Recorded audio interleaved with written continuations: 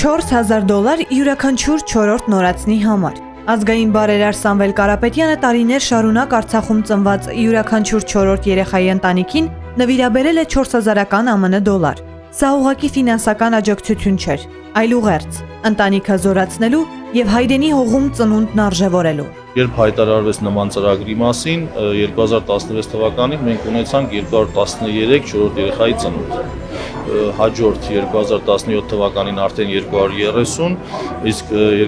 2018-ին 201 ընտանիքում ծնվել է 4-րդ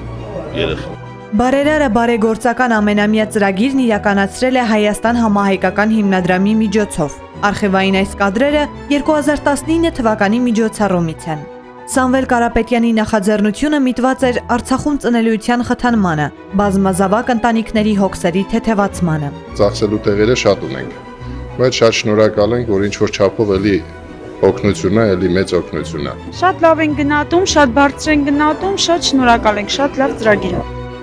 2018-ին Արցախյան Baby Boom-ը արցախցիների հետ նշում էին նաև սիրված արտիստներ Արամեն Պետրին ու Վաչե Թովմասյանը։ Արտիստների կարիերայում միջոցառումն առանձնահատուկ էր իր նշանակությամբ։ Հրաշալի նախագիծ է իրականում, քանի որ խթանում է ծնելիությունը Արցախում, նոր սերունդ լինի, նոր ավելի ուժեղ, ավելի խելացի սերունդ լինի։ Հայաստան համահայկական հիմնադրամի պատվո անդամ, ազգային բարերար Սամվել Կարապետյանի նախաձեռնությամբ Արցախի բազմազավակ ընտանիքներին օգնելու ծրագիրը շարունակվել է 3 տարի։ Կարապետյանների ընտանիքի ծրագրերը միտված են ամրացնելու պետության հիմքը, ընտանիքը։